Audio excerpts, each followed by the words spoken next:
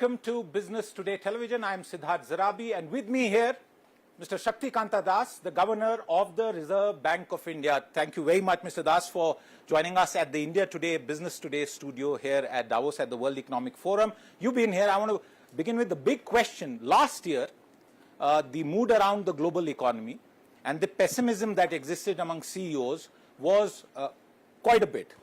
How is the mood as far as the global economy is concerned? What's your own reading of the situation, particularly the supply side bottlenecks that caused a huge inflationary spiral all across the world, sir? See, at the moment, the mood all around the world is a lot better.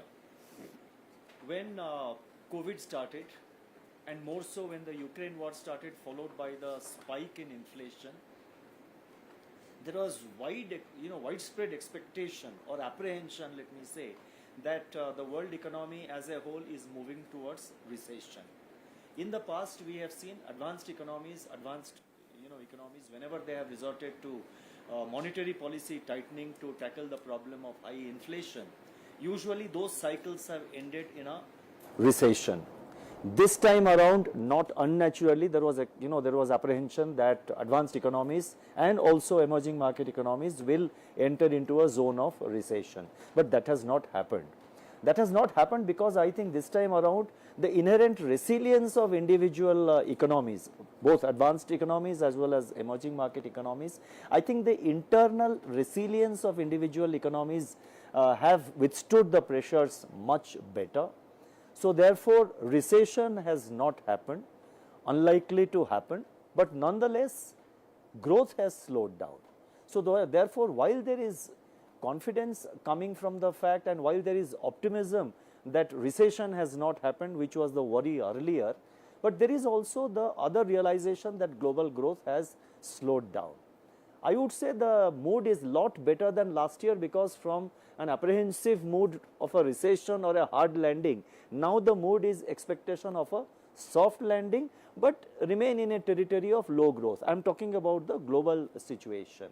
So there is optimism that, coming to inflation which had spiked in 2022 almost everywhere, inflation has moderated. That is a matter of satisfaction for every central bank, for every country. But at the same time, countries and individual countries are yet to reach their target rates. It's that last mile which is proving to be challenging. So therefore, the mood is a lot better. But at the same time, there is a mood of cautiousness about how the future will play out, more so in the background of continuing geopolitical tensions. And so far as India is concerned, it's a different story. I think India has responded to the recent challenges a lot better than India has done in the past. And what I have described elsewhere, that the last 4 years have been the period of great volatility. Now, in that period of great volatility, India has responded far better. Our inflation has moderated. It is within the target zone. We are moving towards 4%. GDP growth has revived.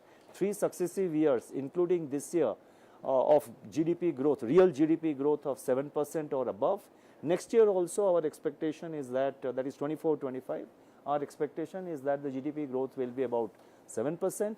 So therefore, the India story is definitely a story of greater resilience compared to the rest of the world. Governor, do you see geopolitical flashpoints impacting India in any manner? You touched upon it, but we have also foiled geopolitics quite well over the last year. Is that at all any cause of concern? You see, whatever happens today in the world, the fact that India is a lot more integrated with the global economy, and our, we are one of the major players there. So naturally, whatever happens worldwide will affect India. But I think our inherent resilience, our macroeconomic stability, and our approach in the recent years, as we have seen, is different from other countries. So India, I would like to believe, and I say so on the basis of a clear analysis of the facts on ground, that India will be able to deal with these challenges a lot better. India is very well placed and better placed than many countries to deal with these challenges. Right here, just the other day, the IMF said that they will have to revise India's growth forecast upwards from the one that they had already put out. Is your own reading that for the current year, that growth could be even better than what has been projected by the RBI economists themselves? You see, we had projected 7% towards the end of October. Our previous projection for current year was 6.5%, but we projected 7% in October, and in December monetary policy, we stated that clearly. The projection given by the National Statistical Office came in January. NSO obviously had a data for one more month.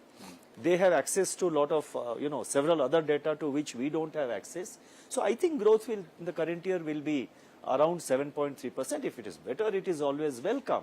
And what is interesting in all this process is that the momentum of economic activity still is holding its ground and continues to be quite strong. And that gave us the confidence, to put it very briefly, that gives us the confidence to say that next year's growth will also touch 7%. So between the last time that you publicly spoke to now, I want to ask you your own reading of the consumer lending space and the overall sort of banking approach, lending approach to it. RBI has taken several steps. I don't want to go into that. But between then and now, would it be possible for you to offer our viewers a certain view as far as consumer lending is concerned and any concerns that may bother the RBI economists? You see, all segments of lending, all segments of the credit market are under our supervision, and we monitor them very clearly. Wherever we see some incipient signs of a possible stress, we act preemptively. So whatever we have done in the consumer lending space, in the personal loan space, was because we thought that it is perhaps leading towards a kind of a stress, and we wanted to avoid that. So it was a preemptive measures. But even now the numbers are within reasonable limits, and we have no major cause of concern. So as we wind down the conversation, I know you have a very, very tight schedule. I just want one more point on your reading of the inflationary situation from a calendar year perspective. It is 2024.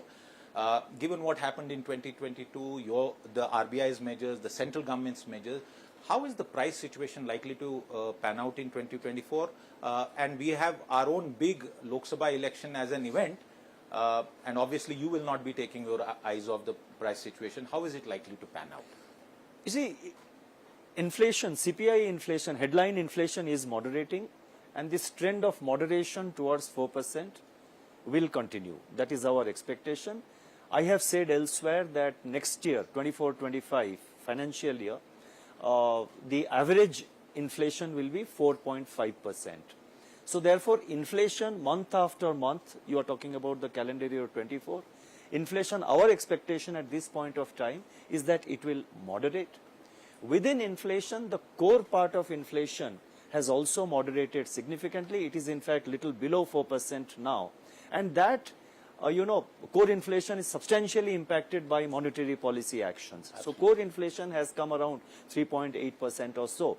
It's the food inflation which needs careful monitoring, because food inflation is exposed to external risk factors like some disruption in supply chain or climate related changes or domestic weather related events. You had heavy rain in one month and suddenly the prices of tomato, they go up, and causing vegetable inflation to really impact the headline inflation in a substantial manner.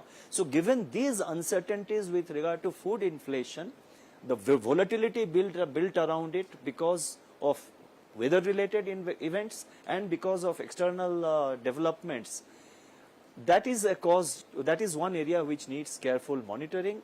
So far as Rabi crop is concerned, initially there were fears of Rabi sowing area falling short of the annual average. But as we speak here, I think the shortfall is very, very marginal compared to last year's, bumper crop. The Rabi sowing is now almost there at last year's level. That is also a positive for our local domestic food inflation. But the fact that there is volatility coming from external factors, external sources, and the uncertainty around weather-related events, they need to be carefully watched, especially from the point of view of food inflation. My final question, sir, since you have lots of meetings here, would it be possible for you to share what you are asked about the Indian economy by various people from across the globe? Anything that you can recall offhand? I think there is a lot of interest to know how India has managed it with regard to maintain this kind of macroeconomic resilience, this kind of financial stability. Basically, people like to know how India has been able to manage it. So there is a lot of interest in that area.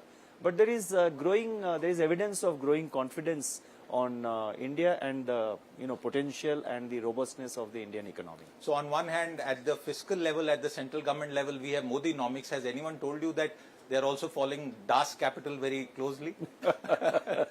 That's for people like you to assess or say. But we should not get carried away by on a serious note. I think we have to remain focused. We have achieved all this. Banking sector has shown remarkable turnaround. The economy is showing its resilience. Financial sector is remaining stable. So therefore, we have to not only preserve this, but we have to further build on that. I think that should be our focus. Those are very, very important words from the RBI governor, a person who has restored a sense of calm, not just to inflation and our monetary policies, but to the central bank itself. Many thanks, sir, for taking out the time. With that, it's a wrap on this. We'll be back with more. Until then, goodbye. Thank you.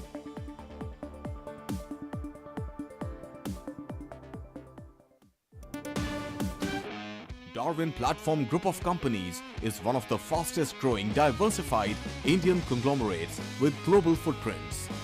It is setting up offices globally and tying up with companies across the globe for multiple sectors. The company has ventured into real estate and construction, stockbroking and finance, arms and ammunition, mining, airlines and many other sectors.